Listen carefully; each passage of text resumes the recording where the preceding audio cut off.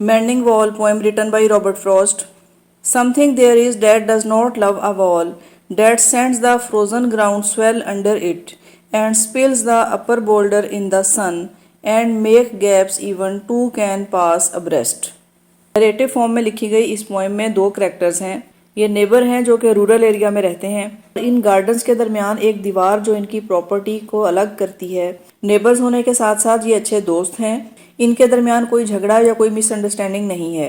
इस पोएम में हम इन दोनों करेक्टर्स को, एक को स्पीकर यानी नरेटर की फॉर्म में देखते हैं, जबकि दूसरा करेक्टर उसका नेबर जो कुछ ज़्यादा बात नहीं करता, लेकिन उसका बोला हुआ एक जुमला और नरेटर की बयान करदा डिटेल हमें इस करेक्टर को जानने में काफ़ी हेल्प देती है। तो फर्स्ट लाइन में बताया गया है कि something is that, something there is mean something there is in the world, something that is invisible it can be a divine power. कि यहाँ स्पीकर का ख्याल है कि कुछ ऐसा है, कुछ ऐसा ज़रूर है जो कि दीवार को पसंद नहीं करता। That sends the frozen ground swell under it mean under the wall, के इस दीवार के नीचे ज़मीन उस इनविजिबल पावर की वजह से इस दीवार के नीचे की ज़मीन फ्रोजन यानी कि जम जाती है और स्वेल होती है यानी कि हुजम में बढ़ जाती है, जो कि इस दीवार को ख़राब करती है। And spills the upper boulder in the sun, and spills और पिघलने लगते हैं और टूटने लगते हैं। द अपर बोल्डर, अपर से मुराद जो बुलंदी पर है, ऊपर वाले बोल्डर राउंड शेप्ड रॉक्स को कहा जाता है कि गोल ईंटें इन द सन वो सूरज की गर्मी से पिघलने लगते हैं। And make gaps even two can pass abreast, and make gaps जो कि गैप्स बनाते हैं। इस दीवार के नीचे की जमीन का फ्रीज होना और बुलंदी के पत्थरों का पिघलना, जिसकी वजह से इस दीवार में इतने बड़े गैप आने लगते हैं। गैप उस खाली जगह को कहा जाता है, मीन के ब्लैंक स्पेसेस, और ये गैप्स इतने बड़े हो जाते हैं यहाँ तक के even two can pass abreast, के दो अफराद साइड बाई साइड इकट्ठे एक साथ गुजर सकते हैं। ओपनिंग लाइंस में नरेटर ये बयान करता है कि कुछ ऐसा है जो कि इस दीवार को पसंद नहीं करता, क्योंकि दीवार के नीचे की जमीन फ्रीज होती है, जम जाती है, जबकि इस दीवार पर रखे हुए राउंड शेप्ड रॉक यानी कि बोल्डर सूरज की गर्मी से पिघलने लगते हैं और इस दीवार में इतने बड़े गैप पैदा होते हैं यहाँ तक कि दो अफराद बासानी साइड बाई साइड गुजर सकते हैं। The work of hunters is another thing. I have come after them and made repair where they have left not one stone on a stone, but they would have the rabbit out of hiding, to please the yelping dogs. The gaps I mean, no one has seen them made or heard them made, but at spring mending time we find them there. इसके बाद narrator ये बताता है the work of hunters is another thing, कि अगर ये hunters का काम है, हंटर्स की वजह से दीवार में ये गैप पैदा होते हैं। I have come after them and made repair, मैं यहाँ आ चुका हूँ और इन्हें रिपेयर यानी कि इनकी मुरम्मत कर चुका हूँ। Where they have left not one stone on a stone, where they से मुराद है वो हंटर्स, कि जहाँ उन्होंने कोई एक स्टोन भी अपनी जगह पर बाकी नहीं छोड़ा। कि have not left one stone on a stone, stone जिन्हें एक साथ मिलाया गया था और ये दीवार बनाई गई थी, वो एक स्टोन भी अपनी जगह पर बाकी नहीं रहने देते। But they would have the rabbit out of hiding, और वो ऐसा इसलिए करते हैं कि वो छुपे हुए रैबिट्स को तलाश कर सकें। To please the yelping dogs, ताकि वह उन चीखते और बेचैन डॉग्स को खुश कर सकें। डॉग्स जो कि उन रैबिट्स के पीछे हैं उन्हें तलाश करते हैं, और हंटर्स दीवार में उन छुपे हुए रैबिट्स को तलाश करते हैं, जिसकी वजह से वो दीवार के हर स्टोन को तोड़ देते हैं ताकि क्राई करते हुए डॉग्स को खुश कर सकें। द गैप्स आई मीन, मेरा मतलब है कि वो गैप्स यानी कि वो स्पेस, वो खाली जगह जहाँ रैबिट्स छुपे हुए हैं। No one has seen them made or heard them made, जबकि कोई भी ना उन्हें करते हुए देखता है ना ही सुनता है। कि जब वो ऐसा करते हैं तो ना तो उनकी कोई आवाज़ सुनाई देती है और ना ही कोई उन्हें देख पाता है। But at spring mending time we find them there, तो यहाँ हमें यह पता चलता है कि स्प्रिंग सीजन में वो इसे रिपेयर करते हैं। इस वॉल को रिपेयर करने के टाइम पे वो कहता है कि वी फाइंड देम देयर, हमें ये यहाँ मिलते हैं। हर स्प्रिंग सीजन में जब मेंडिंग टाइम है, जब दीवार को रिपेयर करने का काम है, तो वी फाइंड देम देयर, हमें ये गैप्स फिर से यहाँ मिलते हैं, जिसकी वजह से नरेटर को ऐसा लगता है कि something there is that does not love a wall, कि कुछ ऐसा है जो कि इस दीवार को पसंद नहीं करता, कोई ऐसी कुव्वत है जो कि दीवारों को पसंद नहीं करती। I let my neighbor know beyond the hill, and on a day we meet to walk the line, and set the wall between us once again. We keep the wall between us as we go, to each the boulders that have fallen to each, and some are loaves and some so nearly balls. I let my neighbor know beyond the hill. और मैं ये बात अपने neighbour को बताता हूँ जो कि बियॉन्ड द हिल, इस पहाड़ी से दूर एक फार्म पर रहता है। And on a day we meet to walk the line, और हम एक दिन मुकर्रर करते हैं, यानी कि हम मिलने के लिए एक दिन तय करते हैं जिस दिन हम ये काम करेंगे। And set the wall between us once again, और and set the wall mean के इस दीवार को फिर से सेट करेंगे, रिपेयर करेंगे, बिटवीन अस अपने दरमियान, वंस अगेन एक बार फिर, और एक बार फिर इस दीवार को अपने दरमियान रखेंगे। We keep the wall between us as we go, यहाँ नरेटर ये बताता है कि हम इस दीवार के साथ साथ चलते हैं। वी कीप द वॉल कि हम इस दीवार को रखते हैं, बिटवीन अस अपने दरमियान, एज वी गो जब हम चलते हैं। इसका मतलब ये है कि ये दोनों दीवार के साथ साथ चलते हैं, but narrator is at one side of the wall and his neighbour is at the other side of the wall. ये दोनों एक साथ चलते हैं लेकिन इनके दरमियान में दीवार है। To each the boulders that have fallen to each, तो बोल्डर का मतलब राउंड शेप रॉक्स यानी कि गोल ईंटें, and have fallen to each, fallen to each का मतलब है कि अपनी साइड पे, दोनों अपनी अपनी साइड पर गिरे हुए बोल्डर्स को इकट्ठा करते हैं। Some boulders fall at the narrator side and some other at the neighbour side, के कुछ बोल्डर्स नरेटर की साइड पर हैं और कुछ बोल्डर्स नेबर की साइड पर हैं, दोनों अपनी अपनी साइड से इन बोल्डर्स को इकट्ठे करते हैं। And some are loaves and some so nearly balls, जिसमें से कुछ फ्लैट हैं, लोज कहा गया है flat shaped rocks, and balls mean round shape balls. ये बोल्डर कुछ तो फ्लैट हैं और कुछ राउंड शेप्स के हैं। We have to use a spell to make them balance, तो स्पेल कहा जाता है something like a magic. We have to use a spell, it mean we have to use something like a magic to make them balance, कि हम इन्हें इस तरह से बैलेंस करते हैं। We think there is a magical power that help us, कि जैसा कि एक स्पेल है, एक मैजिकल पावर है जो कि हेल्प करती है इन्हें बैलेंस रखने। इन तमाम गिरे हुए पत्थर जो कि कुछ फ्लैट और राउंड शेप्स के हैं, इन्हें उठाते और सेट करने में एक मैजिकल पावर है जिसे हम यूज करते हैं, जो हमारा साथ देती है। Stay where you are until our backs are turned, stay where you are, stay करो मीन के ठहरे रहो जहां हमने आपको रखा है। Until our backs are turn, के जब तक वापसी के लिए हम नहीं मुड़ते। Speaker and neighbour both are doing their work, ये दोनों मिलकर इन डॉग्स को इस तरह से सेट करते हैं। और नरेटर बोल्डर्स के लिए ये कहता है कि ये बोल्डर्स यहाँ उस वक्त तक ठहरे रहें, अपनी जगह पर स्टे करें और जम जाएं यहाँ तक कि हम अपना काम ख़त्म करते हुए वापस मुड़ें। We wear our fingers rough with handling them, oh just another kind of outdoor game, one on a side it comes to little more, there where it is we do not need the wall.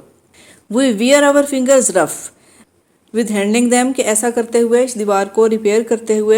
We wear our fingers rough mean we get scratches doing this work, कि ऐसा करते हुए, ये काम करते हुए हमारी fingers rough होने लगती हैं, जख्मी होती हैं। ओह just another kind of outdoor game, लेकिन तब भी ये काम हमें एक आउटडोर गेम की तरह से मालूम होता है। One on a side it comes to little more, there where it is we do not need the wall. It comes to little more, ये काम हमें कुछ ज़्यादा इसलिए दिखाई देता है कि we do not need the wall, कि हमें इस दीवार की ज़रूरत नहीं है, हमें इस दीवार की ज़रूरत नहीं होती। That's why would do not need to do this hard task and this labour, he is all pine and I am apple orchard.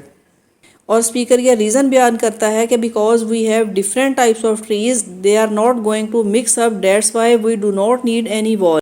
हमें किसी भी दीवार की ज़रूरत नहीं है क्योंकि मेरे गार्डन में पाइन ट्रीज हैं जबकि नेबर के पास एप्पल ऑर्चर्ड है।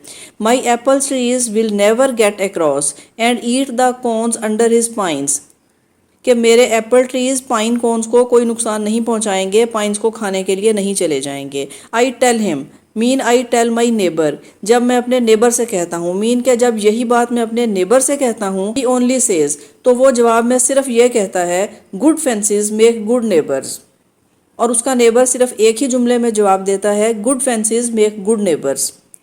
This one sentence good fences make good neighbours, this is the idea of the poem. ये सिर्फ एक जुमला नहीं है, but it is an idea, it is a thought, it is a philosophy. इस एक जुमले की शेप में उसका नेबर एक बिलीफ और एक फिलोसफी प्रेजेंट करता है। And it is a wise saying from his father, और ये एक ऐसी रीज़न और वाइज सेइंग है जो कि उसे अपने फादर से विरसे में मिली है। उसका नेबर ऐसा नहीं सोचता कि उसे दीवार की ज़रूरत है या नहीं, वो सिर्फ इस बात पर बिलीव रखता है कि good fences make good neighbours. Good fences mean appropriate boundaries are necessary to maintain good relationships. Spring is the mischief in me and I wonder if I could put a notion in his head. Spring is the mischief in me, कि spring आते ही मुझे ये ख्याल आता है, and I wonder if I could put a notion in his head, कि क्या मैं ये ख्याल उसे दे सकता हूँ। Why do they make good neighbours isn't it. और इसके बाद वो क्वेश्चन करता है where there are cows but here there are no cause.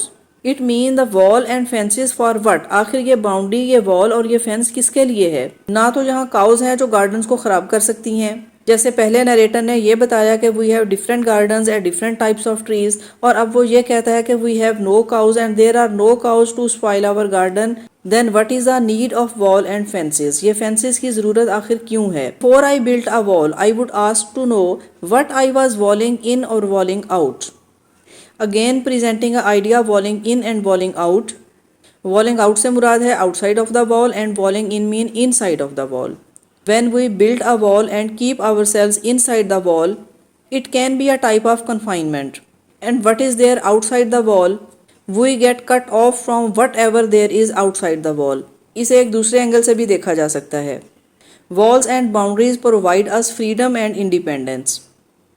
ये हमें from outside the wall mean outside world से cut off तो करती हैं, but at the same time they keep us safe and independent. These are boundaries that provide us independence. At the same time they help to maintain good relationships. ये boundary और ये wall spring season में इन दोनों neighbours को इकट्ठे करती है। It provides them with an opportunity to meet one another, to get involved in an activity and to maintain good relationships. Something there is that doesn't love a wall. Narrator एक बार फिर repeat करता है कि कुछ ऐसा है जो कि वॉल को पसंद नहीं करता। डैट वॉन्ट्स इट डाउन, जो कि इसे गिराना चाहता है, ख़त्म करना चाहता है। I could say elves to him. वो फिर से एक थ्योरी पेश करता है कि हो सकता है कि ये एल्व्स हैं, but it is not elves exactly. लेकिन फिर वो इस ख्याल को रद्द करता है कि नहीं, ये एल्व्स भी नहीं हो सकती। And I would rather, he said it for himself, I see him there. और मुझे ऐसा लगता है कि वो खुद से ही ये बात कहता है। Bringing a stone grasped firmly by the top, in each hand like an old stone savage armed. उसका नेबर अपने दोनों हाथों में एक पत्थर को बहुत मजबूती से पकड़े हुए इस तरह से ऊपर लेकर आता है कि नरेटर को ऐसा लगता है like an old stone savage armed. एक पुराने वक्तों का जंगजू जो कि हथियारों से लेस है और हथियार के तौर पर उसने दोनों हाथों में पत्थर मजबूती से पकड़ रखे हैं। He moves in darkness as it seems to me. और मुझे ऐसा लगता है कि he moves in darkness. यहाँ darkness सिम्बॉलिकली इस्तेमाल किया गया है। Darkness mean he does not think, he does not accept new ideas, कि वो अपने पुराने ख्यालात पर stuck है। Does not move toward knowledge of the world and new philosophy, not of woods only and the shades of tree. कि ये darkness woods और shade of tree की darkness नहीं है। This is the darkness of primitive time. He looks like a primitive man of stone age, holding stone in both of his hands. He will not go behind his father's saying, and he likes having thought of it so well. He says again, good fences make good neighbors. Speaker को ऐसा ही लगता है कि neighbours एक stubborn, बहुत ही ज़िद्दी person है जो कि अपने पुराने ख्यालात पर इस कदर स्टक है कि उसकी कोई भी दलील नहीं सुनता। He reflects upon his father saying, और सिर्फ अपने फादर की इस बात पर बिलीव करता है और कहता है कि good fences make good neighbours. और उसका जवाब सिर्फ यही है, good fences make good neighbours, कि अच्छी बाउंड्रीज अच्छे नेबर्स बनाती हैं। और इसी आइडिया के साथ ही इस पोएम का एंड होता है। मेंडिंग वॉल के सिंपल एक्शन को डिस्क्राइब करते हुए पोएट एक डीप थॉट बयान करता है। At its heart, Mending Wall is a poem about borders, the work it takes to maintain them, and the way they shape human interactions. With the help of these boundaries, it is easy to decide that what is there we should keep in inside and what should be outside. In this poem, the speaker suggests that the wall is unnecessary both practically and politically. In the speaker's mind, wall excludes people, engineering otherwise harmonious relationship. But the neighbor argues that wall actually improves relationship, because they allow people to treat each other fairly and prevent conflicts. Speaker का ख्याल है कि ये boundaries and walls are unnecessary, इनकी ज़रूरत नहीं है, ये हमें दूसरों से दूर करती हैं और हमारे रिलेशनशिप्स में हर्डल हो सकती हैं। का ख्याल है कि इनफैक्ट दे इम्प्रूव रिलेशनशिप, ये हमारे रिलेशनशिप्स को बेहतर बनाती हैं। So that we should treat others fairly, ताकि हम दूसरों से अच्छे से पेश आएँ और कॉन्फ्लिक्ट्स, मिसअंडरस्टैंडिंग और लड़ाई झगड़ों से बच सकें।